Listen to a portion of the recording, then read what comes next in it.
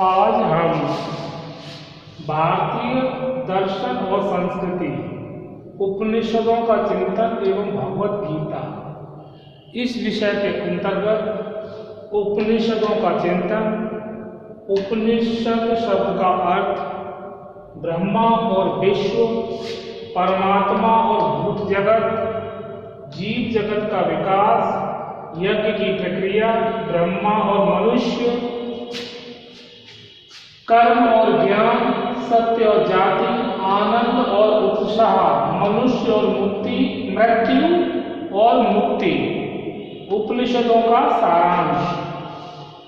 इन बिंदुओं को समझेंगे कि उपनिषद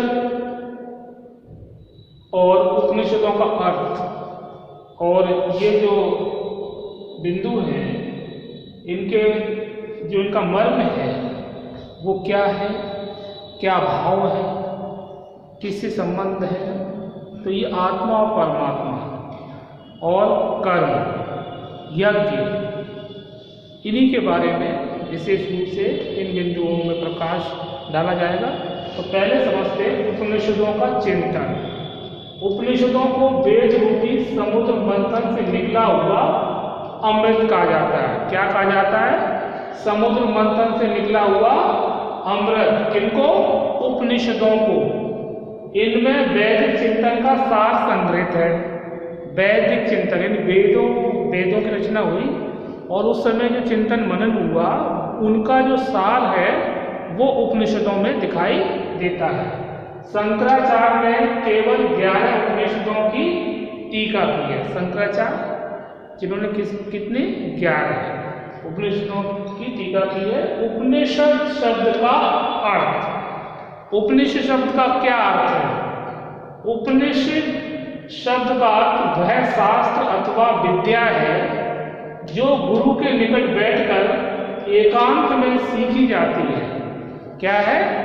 उपनिषद शब्द का अर्थ वह शास्त्र अथवा विद्या है जो गुरु के निकट बैठकर एकांत में सीखी जाती है। उपनिषदों को वेदांत भी कहते हैं। क्या कहते हैं? उपनिषदों को वेदांत भी कहते हैं क्योंकि ये वेदों के अंत में है और इनमें वेदों का निचोड़ है।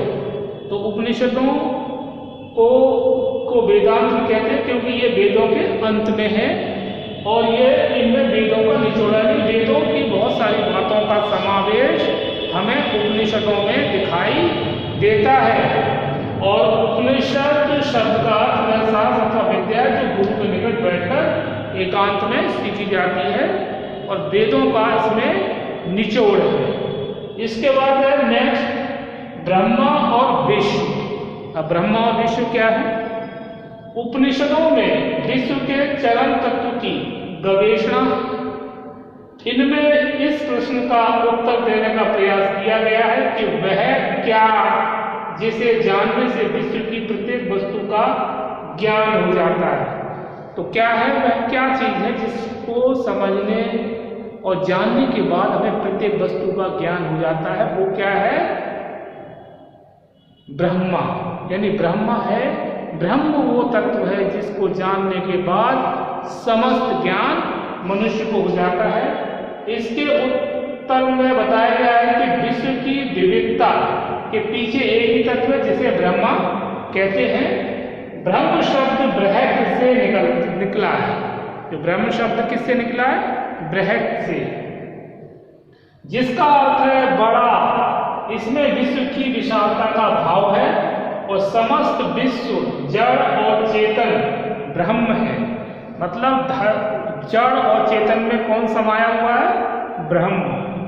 दिव्य और सत्य। ब्रह्म क्या है? दिव्य और सत्य। यानी ब्रह्म को जुटलाया नहीं जा सकता है। मनुष्य अपने मन में ये समझता है कि वही श्रेष्ठ है, वही सब कुछ है, वही बलशाली है, ये उसकी भूल है। लेकिन असली जो तत्व है वो ब्रह्म है और ब्रह्म की पहचान कर लेना ही सबसे बड़ा सत्य है और इसी से उसका कल्याण संभव है। तो ब्रह्म और विश्व के बाद हम देखते हैं नेक्स्ट परमात्मा और भूत जगत। परमात्मा और भूत जगत में विश्व के विविध रूप है। विश्व के क्या है? विविध रूप। इसलिए आत्मा ब्रह्म के भी अनेक पक्ष हैं। जिस प्रकार विश्व में विविधता पाई जाती है, अनेक रूप है, इसीलिए आत्मा ब्रह्म के भी अनेक पक्ष हैं, जिनके बारे में काफी मतभेद भी है, मतलब विचारकों में, विद्वानों में आपसी मतभेद है। अशुपति के कई सिद्ध करते हैं कि समस्त विश्व आत्मा है। समस्त विश्व क्या है? एक आत्मा, यानी ईश्वर का जो निवास है वो घट घट में, यानी कण कण में उसका निवास है। इसीलिए अशुपति के कई ये कहते हैं कि समस्त विश्व जो है वो आत्मा है, समष्टि व्यष्टि में रहता हुआ भी उससे परे होता है, नियम पदार्थों में रहती हुई भी उनसे ऊपर है, जिसकी पहचान किसी एक वस्तु से नहीं की जा सकती। मतलब उसकी पहचान किसी एक वस्तु से कर पाना संभव नहीं है, क्योंकि परमात्मा सभी में समाया हुआ है। मतलब जो भी जीवधारी है, जो भी प्रकृति में वस्तु है, उस सब में कौन समाया हुआ है? परमात्मा। और आत्मा परमात्मा का ही अंग है। फिर है जीव जगत का विकास। अब जीव जगत का विकास क्या है? ब्रह्मा विश्व का बीज रूप है। ब्रह्मा क्या है? विश्व का बीज रूप। विकास प्रक्रिया के चलते इसके विविध रूप बनते हैं। ठीक है। अब तरह तरह के जीव हैं विश्व में, वो और उनमें कौन समाया? ब्रह्मा। पहले मन प्राण और भूत बने, फिर भूत के 5 रूप हुए, क्रमशः आकाश, वायु, अग्नि, जल, पृथ्वी, वनस्पति, अन्य, मनुष्य बने। इस विकासवाद को उपनिषदों में अनेक रूपों में समझाया गया है। तैत्तिरीय उपनिषद में विश्व के विकास की 5 श्रेणियां बताई गई हैं। यदि तैत्तिरीय जो उपनिषद है उसमें विश्व की विकास की 5 श्रेणियां हैं।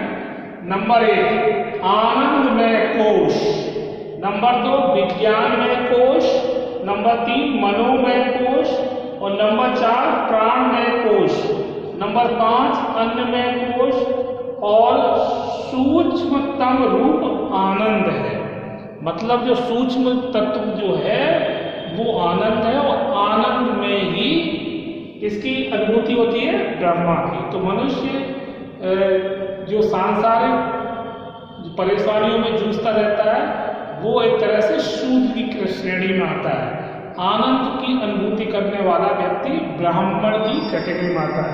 तो यहाँ पर यह बताया गया है कि तैत्तिरीय उपनिषद में विश्व के विकास की 5 श्रेणियां, आनंदमय कोश, विज्ञानमय कोश, मनोमय कोश, प्राणमय कोश, अन्नमय कोश, और सूक्ष्मता का रूप जो है, सूक्ष्मतम रूप क्या है? इसका आनंद है। इसके बाद यज्ञ की प्रक्रिया। यज्ञ की प्रक्रिया में विश्व की प्रक्रिया एक यज्ञ है। विश्व की प्रक्रिया क्या है? एक यज्ञ के समान है। इसमें नित्य 5 अग्नियां प्रज्वलित रहती हैं। कितनी अग्नियां? इसमें 5 अग्नियां सदैव प्रज्वलित रहती हैं और उनमें आहुतियां डाली जा रही हैं। सबसे बड़ी अग्नि धूलोक है। सबसे बड़ी अग्नि कौन सी है? धूलोक, जिसमें श्रद्धा की आहुति चल रही है। श्रद्धा की आहुति चल रही है। इसमें चंद्रलोक की उत्पत्ति होती है। किसकी? चंद्रलोक की। जो पितृलोक भी है, इसके बाद चंद्रमा इंद्र रूपी दूसरी अग्नि की आहुति बनता है। चंद्रमा जो है इंद्र रूपी दूसरी अग्नि की आहुति बनता है, जिससे वर्षा होती है। क्या होती है? वर्षा। इसके यह वर्षा पृथ्वी रूपी तीसरी अग्नि की आहुति है। और वर्षा क्या है? पृथ्वी रूपी तीसरी अग्नि की आहुति। और इसके बाद मनुष्य, और मनुष्य के बाद जो संतान की उत्पत्ति। ये तो 5 आहुतियां हैं यज्ञ की प्रक्रिया में निरंतर चलती रहती है और इनकी अग्नि प्रज्वलित रहती है। ब्रह्मा और मनुष्य। ब्रह्म और मनुष्य में क्या है? विश्व में अनंत और शांत का द्वंद्व रहा है। द्वंद्व है विश्व में, अनंत और शांत का द्वंद्व है। इसका अंत रूप परमात्मा या ब्रह्म है, और शांत का रूप जीवात्मा या मनुष्य है। तो ब्रह्म और मनुष्य, शांत का रूप क्या है? जीवात्मा और मनुष्य। अब कर्म और ज्ञान, नेक्स्ट बिंदु है कर्म और ज्ञान। सत्य, तप और ब्रह्मचर्य को दैनिक जीवन के क्रम में अनुदित करना कर्म ब्रह्म ज्ञानियों में श्रेष्ठ है। कर्म और ज्ञान एक दूसरे के पूरक है। मतलब कर्म और ज्ञान एक दूसरे के पूरक, यानी जिसका पास जितना ज्ञान वो उतना ही अच्छा कर्म कर सकता है और कर्म करने के उसको तरीके भी प्राप्त हो जाते हैं। ज्ञान से ही संभव है, क्यों? ज्ञान जो है वो विभिन्न शक्तियों का भंडार है। तो इस प्रकार कर्म एक दूसरे के पूरक है, एक के बिना दूसरा अधूरा है, पंगु है। अतः संसार त्याग अथवा संन्यास आवश्यक नहीं है। तो संसार में त्याग करना और संन्यास धारण कर लेना आवश्यक नहीं है। कर्म और ज्ञान दोनों ही जीवों के लिए, यानी मनुष्य के लिए जरूरी है। सत्य और जाति, सत्य और धर्म जाति पाति में विश्वास नहीं करते। जो सत्य है और धर्म क्या किसमें विश्वास नहीं करते? जाति पाति में। क्यों? उपनिषदों में कहीं जाति शब्द का उल्लेख नहीं मिलता है। उपनिषदों में जाति शब्द का कहीं उल्लेख नहीं किया गया है। मतलब जो मनुष्य कर्म से श्रेष्ठ है वो उच्च है, और जो मनुष्य कर्म से गिरा हुआ है वो निम्न कोटि का है। तो उपनिषदों में क्या है? कहीं जाति का उल्लेख नहीं मिलता है। इनके अनुसार जो सत्य बोलता है वही ब्राह्मण है। जो सत्य बोले, आनंद में अनुभूति करे, वो क्या है? ब्राह्मण। और जो सांसारिक शोक से खिन्न है वही शूद्र है। और जो सांसारिक शोक से खिन्न है, अप्रसन्न है, दुखी है, तो वो क्या है? शूद्र के समान है। तो उपनिषदों में कहीं भी जाति शब्द का उल्लेख नहीं मिलता है। आनंद और उत्साह, नेक्स्ट बिंदु आनंद और उत्साह। जगत और जीवन आनंद के समुद्र है। जगत यानी संसार और जीवन ये क्या है? आनंद के समुद्र है। ठीक है। आनंद की तरंगों में बिखरे हुए कण है। मतलब इसी संसार में मनुष्य दुख और सुख दोनों को अनुभव करता है। ये उस पर मतलब डिपेंड करता है कि वो कैसे अनुभूति करता है, कैसे कर्म करता है, उसको ब्रह्म तत्व का ज्ञान है कि नहीं, सत्य पर चल रहा है कि नहीं, कर्म करते समय वो ध्यान रखता है कि नहीं। तो ये मनुष्य यानी व्यक्ति पर निर्भर है। और वह जो मनुष्य सदैव आनंद में रहता है या आनंद की अनुभूति करता है, विपत्तियों का मुकाबला करते हुए यानी उससे निपटते हुए आगे बढ़ता है, वही क्या है? ब्राह्मण है। आनंद की तरंगों में बिखरे हुए कण है। आनंद से ही सभी प्राणी उत्पन्न होते हैं। तो प्राणियों की उत्पत्ति भी आनंद से ही है और आनंद के द्वारा ही जीवित रहते हैं। मतलब आनंद मनुष्य को, यानी कोई भी जीव है या मनुष्य है, तो जब तक उनके जीवन में आनंद ही आनंद है, वो जीवन जीने के लिए लालायित रहते हैं। और जब आनंद खत्म तो मनुष्य को जीवन कैसा लगने लगता है? एक तरह से भारी लगने लगता है, तो वो जीवन जीना नहीं चाहता है। तो आनंद से ही सभी प्राणी उत्पन्न होते हैं और आनंद के द्वारा जीवित रहते हैं और अंत में आनंद में ही लीन होते हैं। आनंद में ही लीन हो जाते हैं। उत्पत्ति भी आनंद से, जीवन भी आनंद से और उसके बाद अंत भी आनंद में ही लीन हो जाते हैं। अतः प्रत्येक प्राणी का जीवन आनंद, आशा और उत्साह का पुंज है। तो ये बहुत बड़ी बात है कि प्राणी का जीवन क्या है? आनंद, आशा, उत्साह का पुंज है, एक भंडार है। तो जो मनुष्य मतलब आनंद में रहते हैं, आशा रखते हैं, जीवन में उत्साह है, तो ये एक उसका क्या है? पुंज है, भंडार है। यानी वो एक तरह से ब्रह्म तत्व को जानता है, इसीलिए वो आनंद में है। जिसके अंदर अहम की प्रवृत्ति विद्यमान रहती है, वो हमेशा दुख और सदैव अंधकार में भटकता रहता है। मृत्यु और मुक्ति, मृत्यु और मुक्ति को देखेंगे। निश्चय और विश्वास के साथ साथ, निश्चय और विश्वास निकट मनुष्य जो आचरण करता है उससे परमात्मा अर्थात ब्रह्मा की प्रतीति होती है। तो मनुष्य का जो आचरण है, कर्म है और ज्ञान का समन्वय है, उसी से पता लगता है कि परमात्मा या ब्रह्मा के कितना वह निकट है या कितनी उसकी दूरी है, ये मनुष्य स्वयं जानता है। और वह जन्म मरण के चक्र से छूट जाता है। यानी जब आत्म की तत्व ब्रह्मा तत्व का ज्ञान हो जाता है, परमात्मा अपने कर्म के द्वारा परमात्मा के निकट पहुंचता है, तभी उसे जन्म मरण से मुक्ति मिलती है। और इसको हम मोक्ष कहते हैं, यानी जन्म मरण से मुक्त होना। विश्व और प्रकृति में निरंतर रूपों में परिवर्तित हो रहे हैं। विश्व और प्रकृति क्या है? अपना रूप बदलती रहती है। कोई भी वस्तु एकदम से नष्ट नहीं होती है और न ही उसका आविर्भाव होता है। वो क्या है? क्रमिक घटना है, धीरे धीरे परिवर्तित होता रहता है।